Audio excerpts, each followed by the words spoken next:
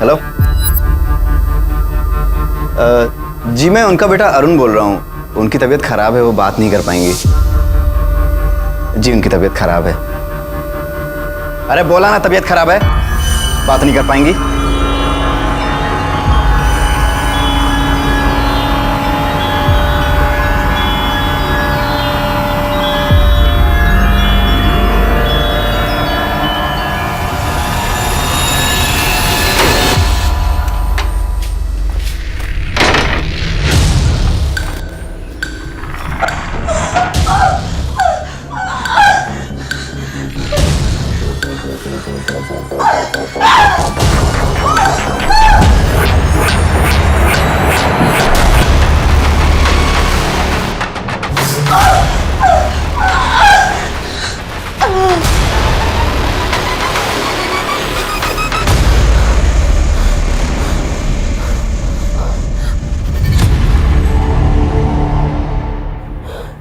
ये अरुण फिर से मेरा फोन ले गया।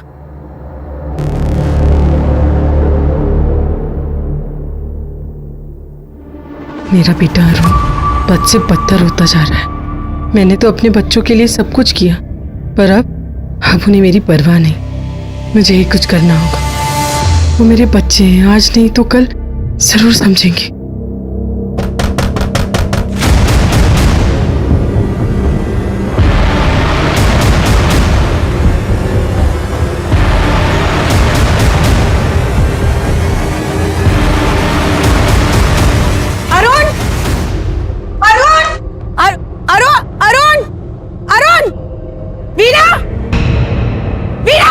क्या है?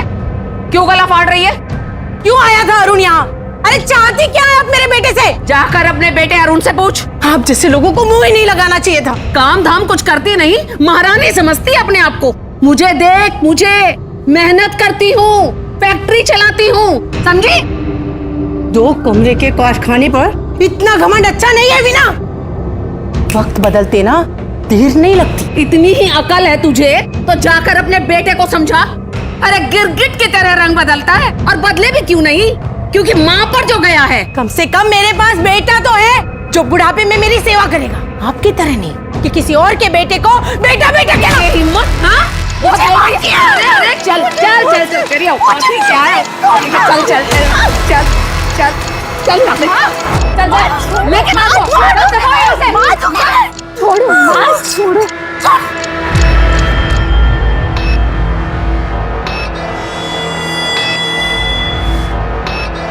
तमीज औरत। कारखाना है तो क्या, अपने आप को क्या समझती है? बट माँ ये सब क्या चल रहा है? और ये चिट्ठी में क्या है? दिखा। कुछ नहीं, तेरे काम की चीज नहीं है, छोड़ दे। दिखाओ मुझे।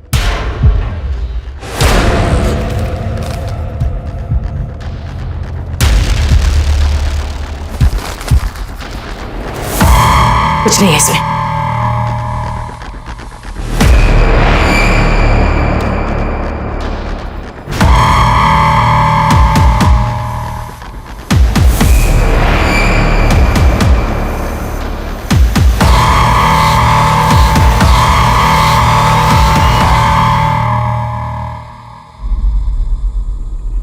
अपनी माँ से बातें छुपाएगा। क्यों गया था उस वीना? क्या रोटी दो ना। अकाउंट में पैसे नहीं है, घर में फर्नीचर नहीं है, छुपाने के लिए तो राज भरे पड़े हैं इस घर में। जीने के लिए ना कुछ राज जरूरी होते हैं। बस तुम दोनों को यहाँ से बाहर भेज दूं, मेरा काम हो जाएगा। जो करना है कीजिए। परसों बीना आंटी के यहाँ दावत है, हमारे सारे फ्रेंड्स जा रहे हैं और मैं भी जाऊंगी। तू कहीं नहीं जाएगी, मैंने बोल दिया ना, तू कहीं नहीं जाएगी, समझी?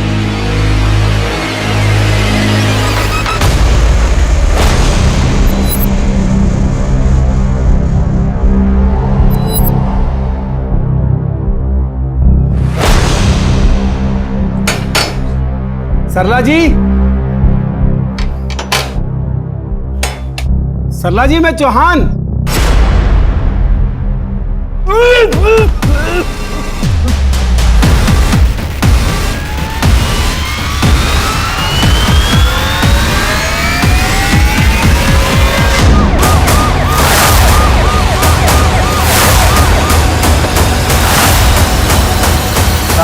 साहब मैं प्रदीप चौहान हूँ, मैंने ही आप लोगों को फ़ोन किया था। ये इस घर का मकान मालिक है साहब, बहुत बड़ा हादसा हो गया साहब।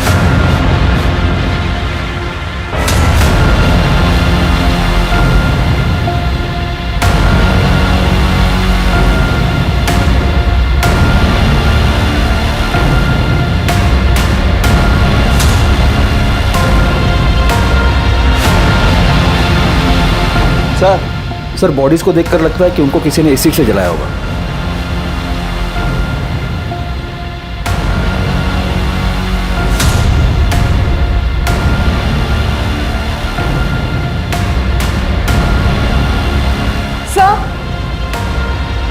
सर एक और बॉडी है।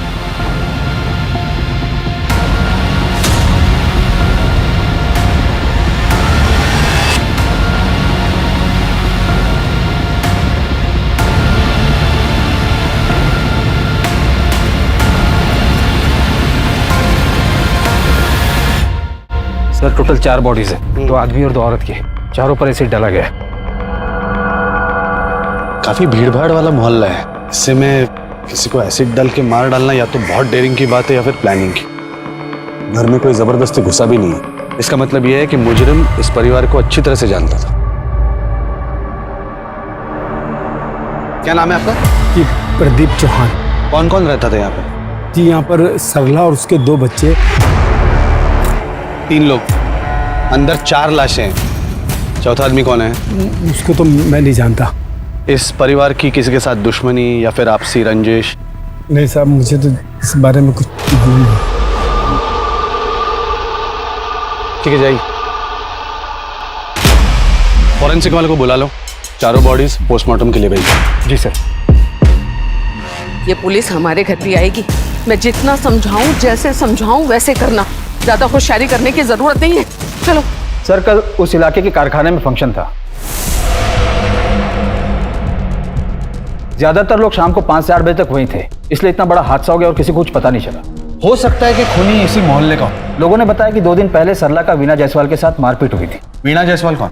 सर वही जिसकी फैक्ट्री में फंक्शन था। किस बात को लेकर हुआ था झगड़ा? सरला के बेटे अरुण को लेकर। सर कहीं ऐसा तो नहीं कि वीणा ने फंक्शन के आड़ में ये कांड कर दिया हो सकता है, लेकिन अगर वीणा का झगड़ा सिर्फ सरला के साथ था तो फिर उसने पूरे परिवार को क्यों मार डाला? या फिर यह हो सकता है कि खूनी किसी एक को मारने आया था या फिर उसकी पूरे परिवार के साथ दुश्मनी थी। फिर भी सवाल तो बचता ही है ना, ये चौथा आदमी कौन है? एक काम करो, शहर के सारे थानों में खबर कर दो और पता करो कोई मिसिंग कंप्लेंट आया है क्या। और हाँ, इस एसिड की लैब टेस्ट करवाओ, क्योंकि इतनी बड़ी मात्रा में एसिड किसी को आसानी से नहीं मिलता है। जी सर। तक ये भी पता करते हैं कि इस वीणा को सरला के बेटे के साथ क्या दिक्कत थी।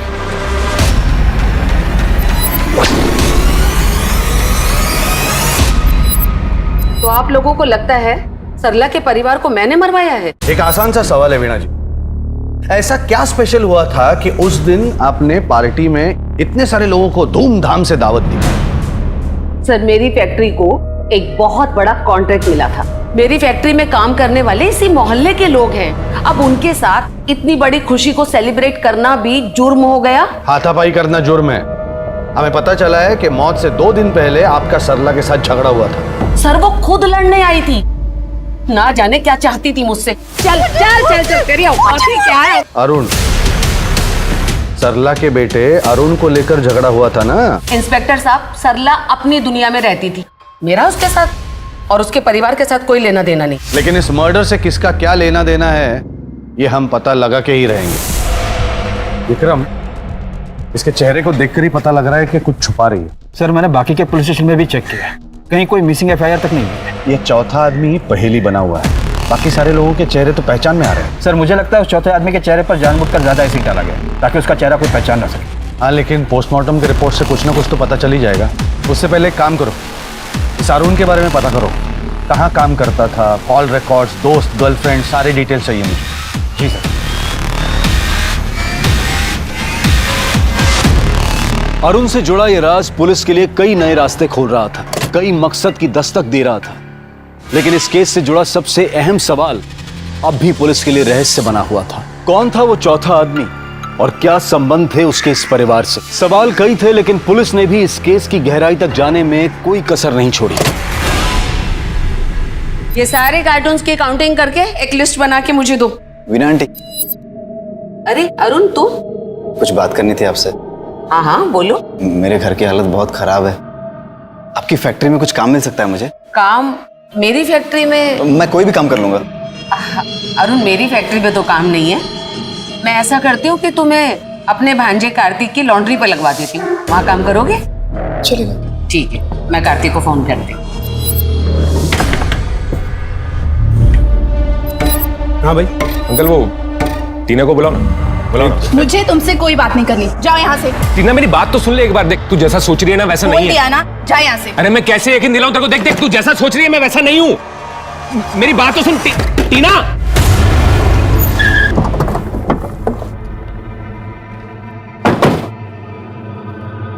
लॉन्ड्री। जी साहब। अरुण यहाँ पे काम करता था? जी जिस रात अरुण का मर्डर हुआ, कहाँ था तू? साहब, मेरी मासी की फैक्ट्री में दावत थी कुछ लोगों की, तो वहाँ पे इंतजाम कर रहा था साहब। फैक्ट्री में लोगों ने बताया कि 9 बजे तो निकला था और 1-1.5 घंटे बाद वापस आया। जी। अरुण के साथ झगड़ा था तेरा? झगड़ा साहब, उसकी हरकतें ही ऐसी थी। मतलब? एक तो मासी के कहने पे उसको काम पे रखा। शुरू में तो ठीक था साहब, लेकिन बाद में फिर अपने रंग दिखाने लगा तो निकाल दिया साहब। कार्तिक, कार्तिक ये सूट कैसा है? और तुझे पता है ये साड़ी मैंने माँ के लिए ली है, और ये सूट ये मैंने अपनी बहन आकांक्षा के लिए लिया है। अबे कस्टमर से कपड़े ऐसे कैसे ले लेगा तू? कार्तिक, सिर्फ 1-2 दिन की बात है, किसी को नहीं पता चलेगा। तो समझ में नहीं आ रहा तेरे? कार्तिक प्लीज यार। कोट उतार, कोट उतार। साहब, मैंने उसे मना किया था, लेकिन फिर भी वो कपड़े ले गया। अरुण, साड़ी तो बहुत अच्छी है, पर किसी को पता चल गया तो? अरे माँ, तुम सवाल जवाब बहुत करती हो, मेरी फिटिंग चेक करो। हाँ, मैं देखती हूँ।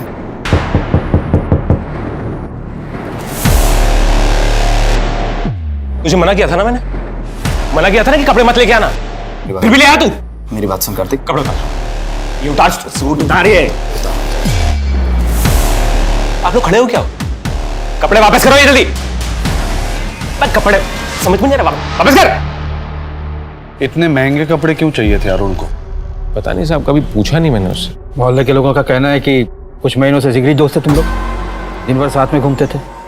कुछ आइडिया है उसका मर्डर कौन कर सकता है? साहब, कोई जिगरी विगरी नहीं थे। अभी साथ में काम करते थे साहब, तो कभी कभी निकल जाते थे साहब घूमने के लिए। फिर जब उसकी हरकतें ऐसी होने लगी तो निकाल दिया मैंने उसे काम से। और कोई जरूरी जानकारी है अरुण के बारे में? हाँ, कोई गर्लफ्रेंड या फिर किसी से दुश्मनी? ये सब ऐसा तो कुछ नहीं था साहब, पिछले महीने से अरुण कुछ अजीब सा हो गया था। कभी कभी अचानक दुकान छोड़ के भी चला जाता था। मैंने एक बार पूछा, बोले रेलवे कॉलोनी जाना है किसी को ढूंढने के लिए, और मुझे आने में देर हो जाएगी। Railway colony? जी सर। सर, मुझे कार्तिक थोड़ा टेढ़ा लग रहा है, लगता है कुछ छुपा रहा है। एक काम करो, अपने खबरियों को काम पे लगाओ और उसकी पूरी कुंडली निकालो। ढूंढो ये किससे मिलता है, क्या करता है। और एक काम, अरुण की फोटो देके कांस्टेबल को भेजो रेलवे कॉलोनी, और पता करो कि अरुण किसको ढूंढ रहा था। हर एक से पूछो, चाय वाला, पान वाला, सबसे। जी सर।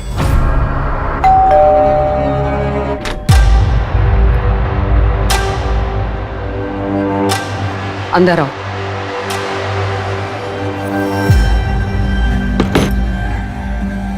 वीना जी, वो कार्तिक घर पर आया था। कार्तिक ने मुझे बताया। तुम्हारी बेटी को दिक्कत क्या है उससे? टीना जी, उसे लगता है कि वो चुप, एकदम से चुप। कार्तिक का वो झूठ सरला के परिवार के साथ दफन हो गया। कैसे भी अपनी बेटी को मनाइए कि उसे कार्तिक के साथ शादी करनी पड़ेगी।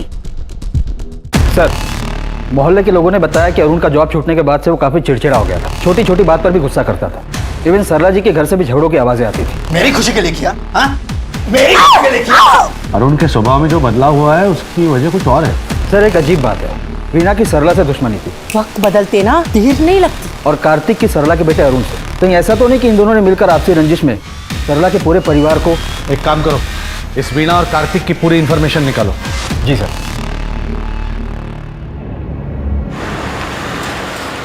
तमीज, अपने बाप से बात करने की तमीज नहीं है तुझे? मेरी बात ध्यान से सुन। अब जब तक तू कार्तिक से शादी नहीं करेगी ना, तेरा घर से बाहर आना जानापन, समझ गई तू?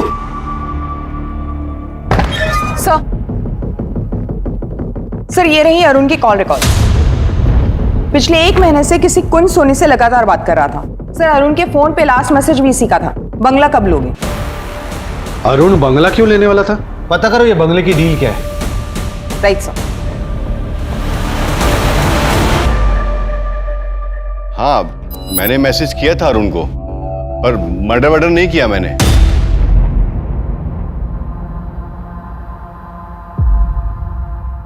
वाह वाह वाह, अरे वाह, अच्छा हुआ कार्तिक तुम भी इधर ही मिल गए। इसके बाद तुम्हारे ही पास आने वाले थे, कुछ जरूरी काम था मासी से। हमें जो स्टेटमेंट देना था उसकी तैयारी करोगे ना सर? हमें क्या जरूरत है कुछ छुपाने की? अगर आप छुपा नहीं रही है तो फिर कार्तिक छुपा रहा होगा, है ना? कार्तिक क्यों छुपाएगा इंस्पेक्टर साहब? कार्तिक के पास कोई वजह नहीं उन्हें मारने की। है ना, वजह है। अरुण की वजह से तो कार्तिक और टीना की सगाई टूटी थी। चौंकिए मत, पुलिस के खबरी हर जगह होते हैं। और ताज्जुब की बात यह है मैडम कि इस फैक्ट्री में जो पार्टी चल रही थी उस पार्टी से आप खुद गायब थी 1 घंटे के लिए, अपने भांजे की तरह। इंस्पेक्टर साहब, मेरी फैक्ट्री का टेम्पो आया था बैक डोर पर, मैं माल उतरवाने गई थी। अगर आपको यकीन नहीं तो मैं ड्राइवर का नंबर दे देती हूँ, बात कर लीजिए। अरुण को बंगला पसंद आ गया था, इसलिए वो अपनी माँ को लेकर आया था घर किराए पर लेने के लिए। अरुण ये बंगलो बुक करने आया था? ये पूरा फर्निश्ड है, उधर डाइनिंग रूम है। माँ देख लो, उधर एक रूम और है, आओ वो भी दिखा देता हूँ, आइए। चलो।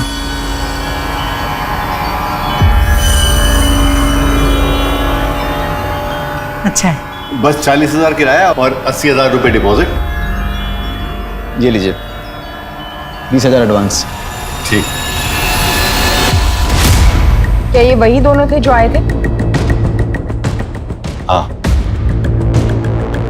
सवाल एक नहीं 2 है। पहला ये कि इस परिवार के पास इतने ज्यादा पैसे आए कहां से और इनको बंगले की क्या जरूरत थी? सर लगता है कोई बड़ी लॉटरी लग गई होगी इनकी।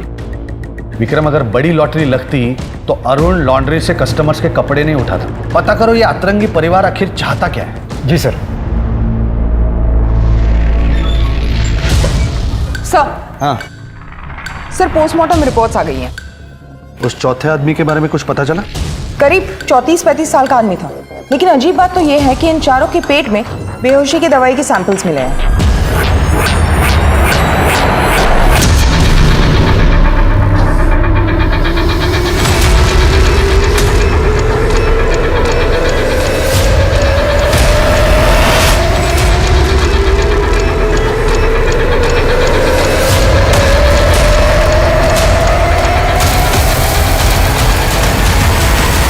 लेकिन इन चारों ने वो दवाई खाई ही क्यों?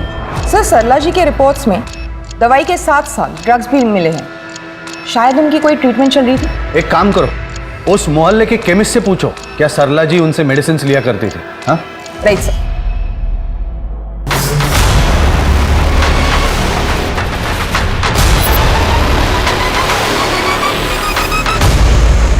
मैंने कितनी बार कहा है 5 बजते ही मुझे अपनी कॉफी चाहिए, कोई सुनता ही नहीं है मेरी बात। बबलू से कह रही थी बाहर का सोफा साफ कर दे, लेकिन अब तक किया नहीं। इतने सारे नौकर हैं, सबको नौकरी से निकाल दूंगी मैं।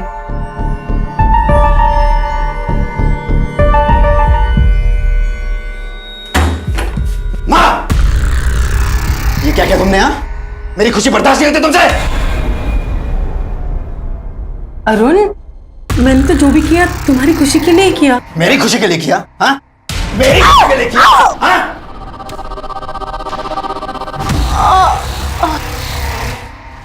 सरला जी मेरी पेशेंट थी, उनका बेटा उन्हें मेरे पास लेकर आया था। किस बात का इलाज चल रहा था यहाँ पे? दिमाग का। डॉक्टर साहब, न जाने कब क्या कर बैठती है माँ, कुछ सोचती ही नहीं।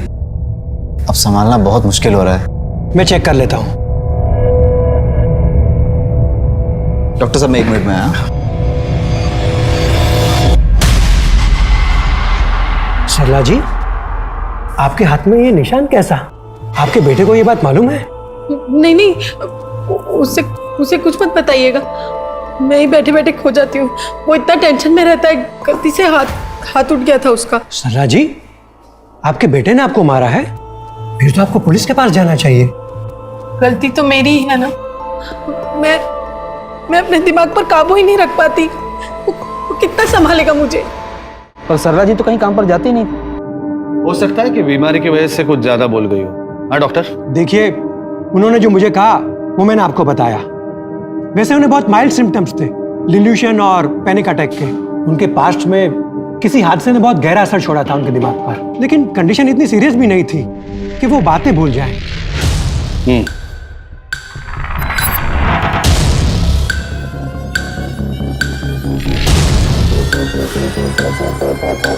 मंगला? मंगला तो नहीं है साहब। मंगला कहाँ है? मुझे नहीं मालूम, कोई काम था क्या? मैं कर सकती हूँ। नहीं, मुझे मंगला ही चाहिए। मंगला का तो नहीं मालूम साहब। हेलो, हाँ, भूषण घर आया था क्या? नहीं नहीं, घबराने की कोई बात नहीं है, मैं पूछता हूँ। सर ये रही सरला जी की कॉल रिकॉर्ड्स। ज्यादा किसी के कॉल्स नहीं आते थे, लेकिन पिछले 1 महीने से इस फोन नंबर से हर रोज कॉल आता था। हाँ सर, सरला मेरे घर पे खाना बनाने आती थी, लेकिन बहुत कामचोर थी। पिछले 1 हफ्ते से उसका कोई अता पता ही नहीं है। फोन भी बंद आ रहा है। फोन बंद आ रहा है क्योंकि सरला की और उसके परिवार की हत्या हो चुकी है। क्या? हाँ। मतलब वो सच कह रही थी? क्या सच कह रही थी? देखिए सर, मेरा काम लोगों को स्किल सिखाकर फॉरेन कंट्रीज में जॉब दिलाने का है। सरला मेरे पीछे पड़ी हुई थी कि मैं उसके बच्चों को फॉरेन भेज दूं। सर, उसे विदेशों की इतनी जानकारी थी मानो वो खुद वहां कई बार जाके आई हो। 1 महीने पहले तो सर उसने हद कर दी। अरे सरला, तुम्हारा काम तो वहां घर पे है, यहाँ ऑफिस में क्या करने आई हो? और वो भी अपनी बेटी को लेकर। मेरी बेटी को आप फॉरेन भेज दीजिए। मैं आपके घर में फ्री में खाना बनाऊंगी जिंदगी भर। लोग यहाँ 5-5 लाख देने को तैयार है, उनके नंबर नहीं लग रहे। मेरी बात मानो, ये सब सपने देखना छोड़ दो। वो लोग कर देंगे, मैं आपके हाथ जोड़ती हूँ। आप इन्हें बाहर भेज दीजिए। वो लोग बंद करो ये नाटक। कौन मार डालेगा आपने पूछा नहीं? मुझे आइडिया नहीं है सर, मुझे लगा कि वो नाटक कर रही है, इसलिए सर उस दिन जब उसकी बेटी मेरी ऑफिस में आई थी। आकांक्षा, क्या हुआ? क्या हुआ? सॉरी, मैं ना घर नहीं जा सकती, मुझे इस हालत में यहीं आना पड़ा। कितनी चोट आई है? तुम्हें तो हॉस्पिटल जाने की जरूरत है। अगर हॉस्पिटल गई तो पुलिस को पता चल जाएगा, तो फिर माँ को भी पता चल जाएगा ना। माँ सच कहती थी कि वो लोग हमें मार डालेंगे। आप प्लीज हमें कहीं बाहर भेज दीजिए, प्लीज। मैंने मरहम पट्टी करके उसे भेज दिया और वो चली गई। एक लड़की अकेले जख्मी हालत में आपके पास आती है और आप उसे ऐसे ही जाने देते हैं? सर, मुझे लगा माँ बेटी दोनों मिलकर नाटक कर रहे हैं ताकि मैं आकांक्षा को फॉरेन कंट्री भेज दूं। कब आई थी आकांक्षा आपके पास? वही कोई 1 हफ्ते पहले। आखिर चल क्या रहा था उस वक्त सरला के दिमाग में, ये पता लगाना पुलिस के लिए सबसे बड़ी चुनौती बन गई थी। पुलिस जितना इस केस की तह तक पहुंच रही थी, उतना ही ज्यादा सरला का किरदार रहस्यमय होता जा रहा था। ऐसे कैसे गायब हो गया वो? जमीन निकल गई कि आसमान खा गया? कहीं से भी ढूंढो उसे। अरे तुम बीना आंटी का टेम्पो चलाते हो ना? हाँ? कहाँ जा रहे हो? बेतुल। मुझे साथ ले चलोगे?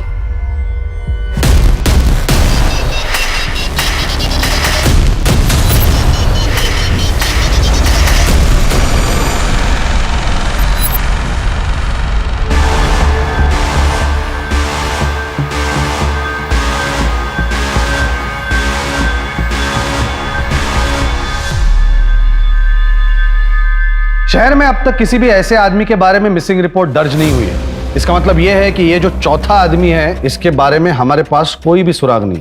अब आते हैं इस परिवार पे। बंगला किराए पे लेने से लेकर आकांक्षा को चोट लगने तक, बीच में वीणा और सरला की हाथापाई होना, अरुण को जॉब से निकाले जाना, इस परिवार के बारे में जितने भी हादसे हुए हैं वो पिछले 1 या 2 हफ्तों में हुए। 6 अगस्त वीणा और सरला के बीच हाथापाई होती है।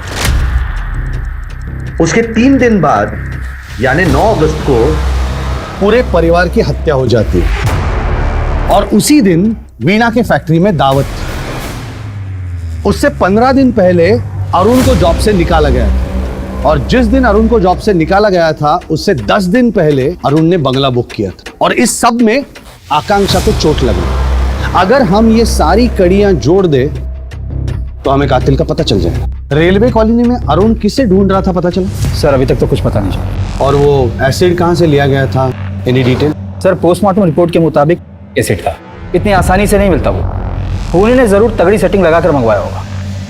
सर हाँ सर, आकांक्षा सोशल मीडिया पे अपने कई डांस वीडियोस अपलोड करती थी और कई लोग उस पर कमेंट भी करते थे। सर मुझे लगता है इस आकांक्षा का शायद कोई सीक्रेट अफेयर था, क्योंकि कुछ दिन पहले उसने अपने मोबाइल पे बेतुल का एक एड्रेस सर्च किया था, रमा निवास 21/4।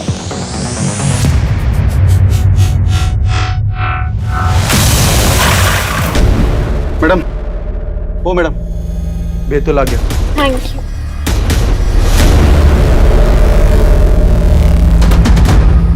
ओ मैडम,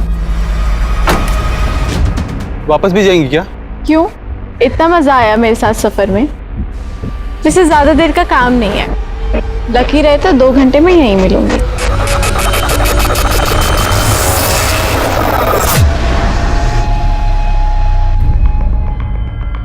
आकांक्षा के सारे वीडियोस लाइक करता था तू, उसी की वजह से तुझमें और अरुण में झगड़ा हुआ है ना? अरे नहीं सर, मेरा कोई रिश्ता नहीं है आकांक्षा से, सच बोल रहा हूँ। अगर सच बोल रहा होता तो यहाँ पे नहीं बैठा होता। ठीक से याद करके बता, तेरे मासी के फैक्ट्री में जिस दिन दावत थी वहां से गायब होकर कहाँ गया था तू? सर बताया तो था। फिर से झूठ बोलेगा ना साले, ऐसी लात मारूंगा चमक ना भूल जाएगा। लोगों ने देखा है तुझे नशे में धुत, हाथ में बोतल, फैक्ट्री के पीछे गया, वहां से गायब हो गया। कहाँ गया था?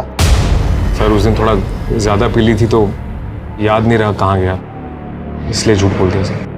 देख अभी भी टाइम है, सच बोल दे वरना अंदर कर दूंगा। मैं जो कह रही हूँ वही सच है। तेरे पापा मर चुके हैं, मेरे और अरुण के अलावा तेरा कोई रिश्तेदार नहीं है। झूठ झूठ झूठ झूठ। मैं जानती हूँ कि आप लोग जरूर मुझसे कुछ छुपा रहे हो। देख आकांक्षा, अरुण ने सब इंतजाम कर लिया है। जैसे ही तेरी शादी होगी ना, हम तुझे दुबई भेज देंगे।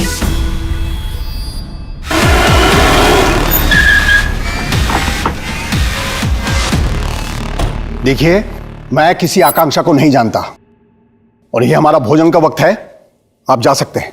नहीं जानते तो फिर आकांक्षा ने अपने मोबाइल पर आपका एड्रेस कैसे सर्च किया?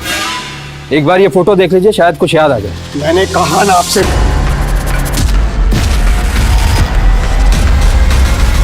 ये तो देवयानी है, मेरी पत्नी, और ये दोनों मेरे बच्चे हैं।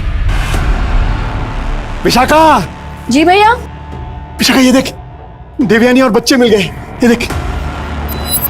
भाभी मिल गई? आपने कभी अपने बीवी और बच्चों को ढूंढने की कोशिश नहीं की? सर पिछले 12 साल से ढूंढ रहा हूं मैंने। अरे मैं क्यों आकांक्षा के पीछे पड़ूंगा सर, मेरी तो शादी होने वाली है अगले महीने टीना से। कौन टीना? चौहान की बेटी सर, टीना। वो मकान मालिक चौहान शादी टीना से कर रहा है, अय्याशी करने कहीं और जाता है। हाँ? इस केस के पहले दिन से नजर रख रहा हूं तुझ पे। कल कहाँ गया था याद है कि याद दिलाऊं?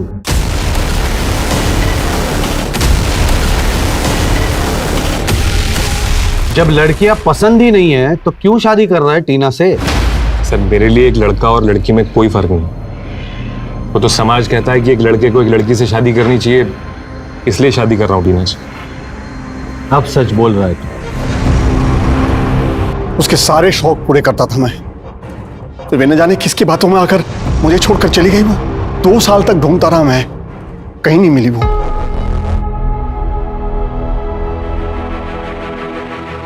कितना बदनसीब हूं मैं, परिवार फिर से मिलने से पहले ही हमेशा के लिए खो दिया मैंने। आकांक्षा बेतुल आई, यहाँ रामा निवास है। इसका मतलब वो जान गई थी कि आप उसके पिता हैं, फिर वो आपसे मिली क्यों नहीं? काश वो मुझसे मिली होती तो मैं अपने परिवार के साथ ऐसा कभी नहीं होने देता। सर आकांक्षा बेतुल आई थी पर अपने पिताजी से नहीं मिली, जबकि उसने साफ साफ सर्च किया था रमा निवास अपने मोबाइल पे। इसका मतलब है कोई तो है जो नहीं चाहता था कि आकांक्षा अपने बाप से मिले, इसलिए उस पर पहले से ही हमला कर दिया। याद है सज्जन क्या कह रहा था कि कि आकांक्षा के पैर पर चोट लगी थी। मैंने मरहम पट्टी करके उसे भेज दिया और वो चली गई। आई एम श्योर आकांक्षा उसी दिन बैतूल के लिए निकली होगी। पता करो आकांक्षा ग्वालियर से बैतूल के लिए निकली कैसे। जी सर।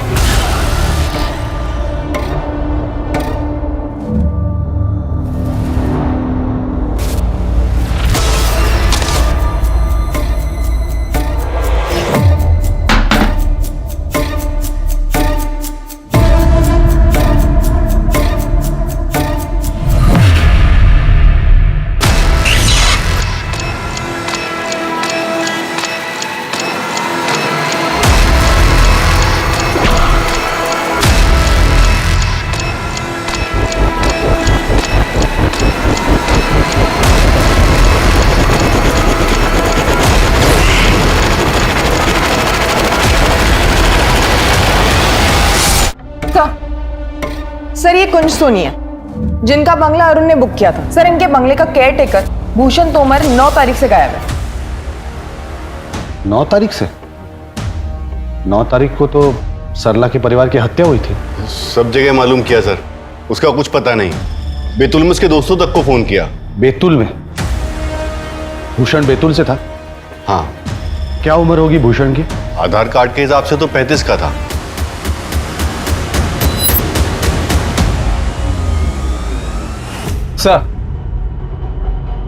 सर मैंने मोहल्ले के लोगों से पूछताछ की आकांक्षा के बारे में, तो पता चला कि वो 1 हफ्ते पहले टेम्पो ड्राइवर विनय के साथ गई थी। पता करो ये ड्राइवर अभी है कहाँ। हो सकता है ये चौथी लाश इसी की हो।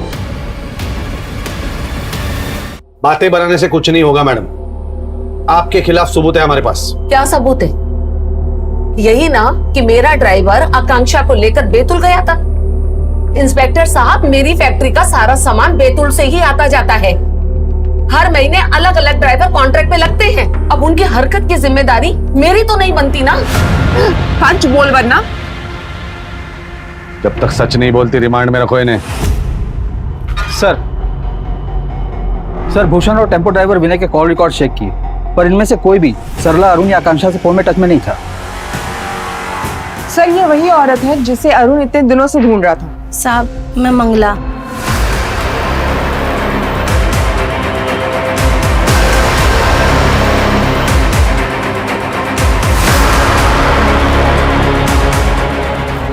उनके मोहल्ले में 2-4 महीने से पानी की किल्लत थी, तो सरला दीदी ने मेरे को 2-4 बाल्टी पानी भरने की रोज 50 रुपए देती थी। अरुण क्यों ढूंढ रहा था तुम्हें? साहब वो मेरे को मारने के लिए ढूंढ रहा था।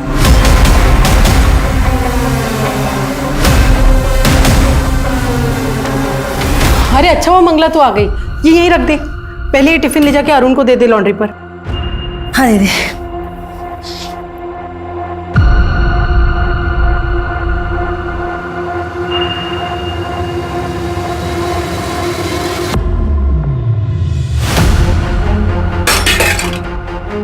मंगला, मंगला, मंगला। दीदी, दीदी।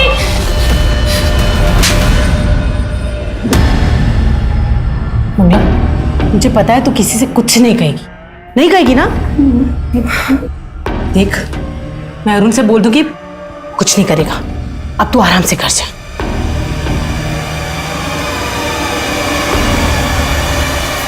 इसलिए उस अरुण से छुपती थी मैं। ठीक है जाओ तुम। सर इसलिए अरुण पिछले महीने से इतना चिड़चिड़ा हो गया। एक काम करो, कार्तिक, टीना और उसका बाप चौहान सबको थाने में बुला लो।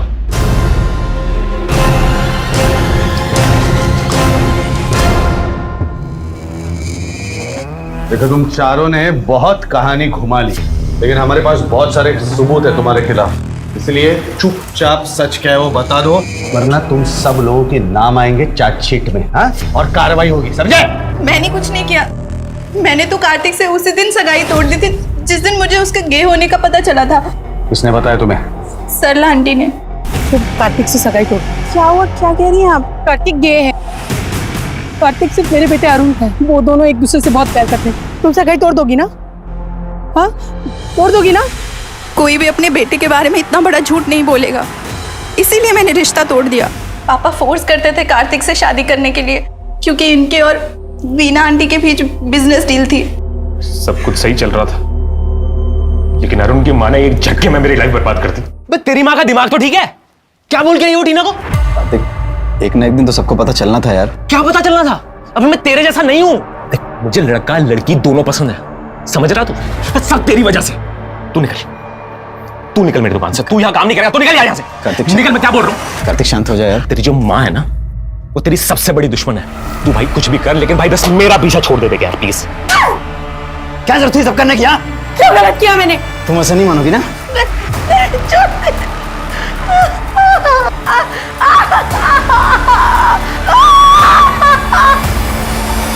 इसीलिए तूने बदला लिया सरला और अरुण से। हाँ, कौन था चौथा आदमी? साहब सच बोल रहा हूँ साहब, जो पता था सब बता दिया। कार्तिक ऐसा नहीं कर सकता। अरे बोल जल्दी, सच बोल। साहब सच बोल रहा हूँ साहब, नहीं पता, कुछ नहीं पता, सब बता दिया साहब। तो फिर तूने किया होगा? हाँ? डील था ना इनके साथ, इसीलिए। और सरला की वजह से ये शादी टूटी, इसलिए तूने किया ना। बोल जल्दी। नहीं साहब, हमने किसी को नहीं मारा साहब। जहाँ तक मुझे पता है, वीणा जी अरुण को लेकर ज्यादा परेशान थी, उन्होंने ही मरवाया होगा सर। ये क्या बकवास कर रहे हैं चौहान साहब? देखिए मैडम, ज्यादा देर तक सच मत छुपाइए। जितनी ज्यादा देर छुपाएंगी उतनी ज्यादा सजा होगी। क्या चाहता था अरुण आपसे? पैसा, पैसा ब्लैकमेल करता था वो मुझे। कहता था मेरी बहन आकांक्षा की शादी के लिए पैसे नहीं दिए तो वो कार्तिक के बारे में सबको बता देगा। अरुण, अरुण, अरुण, अरुण। इसीलिए उस दिन आपने फैक्ट्री में पार्टी रखी, ताकि पूरा परिवार खत्म हो जाए और किसी को आप पर शक भी न हो। लेकिन शायद आप नहीं जानती थी कि जो मिठाई आपने सरला के घर भेजी है वो आभूषण भी था। इसके साथ भेजे थे, इस चौहान के साथ। नहीं साहब, मुझे तो डायबिटीज है।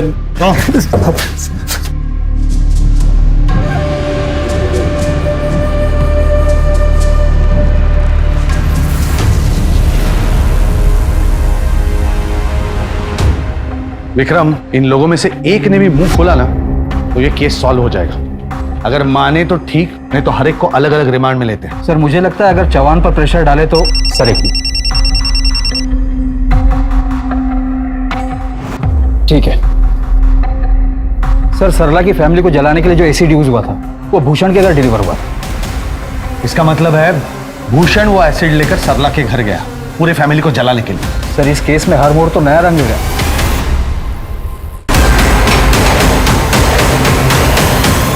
नमस्ते जी, मैं भूषण। मैंने तो आपको उस दिन देखते ही पहचान गया था। आप वही है ना, बैतूल वाले रमाकांत जी की पत्नी देवयानी जी? देवयानी? कौन देवयानी? यहाँ पे कोई दिव्यानी व्यानी नहीं रहती। जाइए आप यहाँ से। अरे जाइए ना यहाँ से।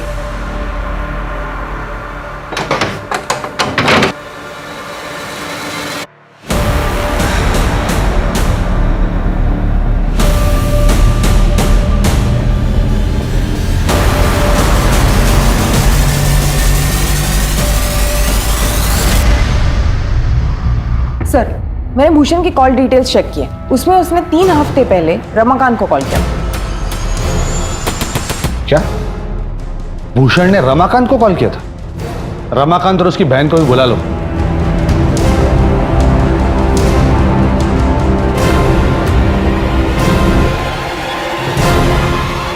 रमाकांत बैतूल का इतना बड़ा बिजनेसमैन ग्वालियर में बंगलों की देखरेख करने वाले के कांटेक्ट में क्यों था?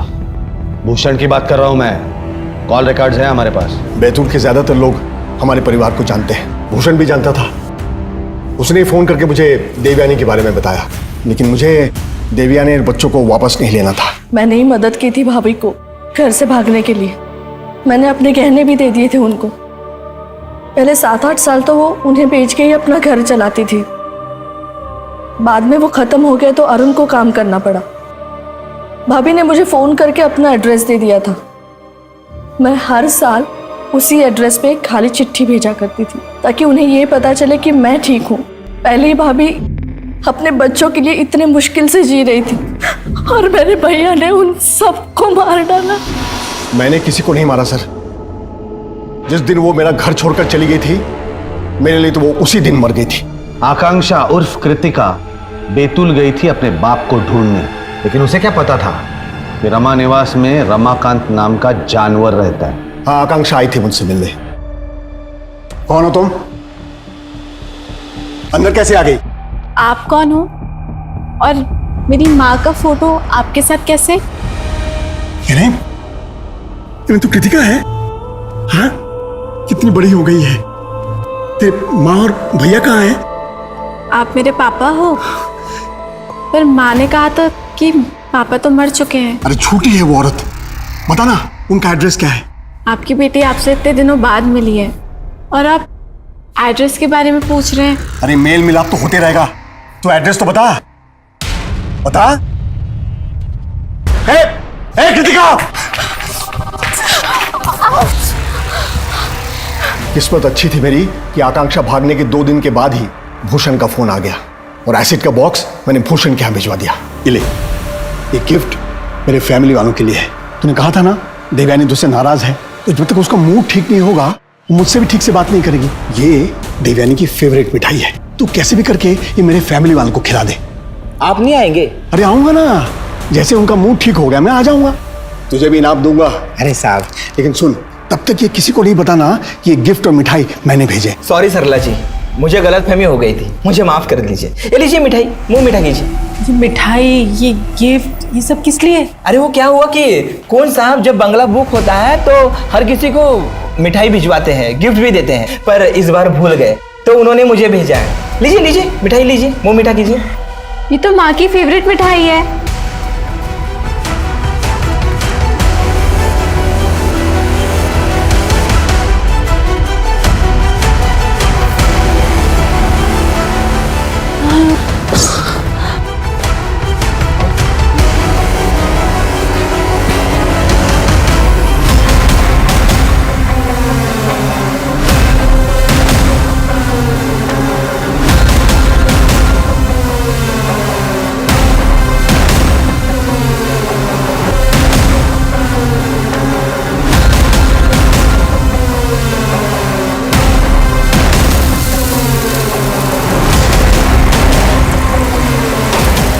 किस्मत से उस दिन आसपास के घरों में ताला लगा हुआ था।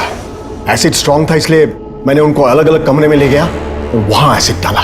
इस दरिंदगी की वजह सिर्फ इतनी सी है कि आपका बेटा गे है। मुझे ये पता चलने से पहले उसके स्कूल वालों को ये पता चल गया था। मैंने उसे बात करने के लिए बुलाया तो वो डर के मारे भाग गया।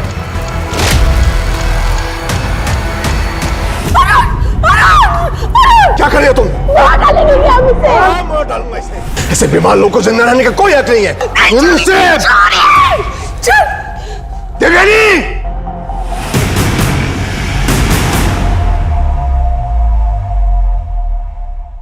रमाकांत ने अपने आसपास अपने अभिमान, अपने गौरव का एक ऐसा जाल बुन लिया था जिसमें उसे अपना ही बेटा दुश्मन नजर आने लगा। यही पहली दस्तक थी जुर्म की रमाकांत पर, जब उसने अपनी मर्यादा को बचाने के लिए अपने ही बेटे को मारने का फैसला किया। हम दाद देते हैं सरला के जज्बे की, जिसने हर वो कोशिश की जिससे वो अपने बच्चों की जान बचा सके। लेकिन रमाकांत ये कभी नहीं समझ पाया कि हत्या सिर्फ हत्या होती है। और ऐसे ही लोगों से हमें सतर्क रहना है जो अपने अहम के लिए किसी भी हद तक गिरने को तैयार रहते हैं। देखिए क्राइम पेट्रोल सतर्क में कुछ दिल दहला देने वाले अपराधों के नए केसेस सोमवार से शुक्रवार रात 11 बजे सिर्फ सोनी टीवी पर। और जैसे कि मैं हमेशा कहता हूं, सतर्क रहें, सुरक्षित रहें। जय हिंद।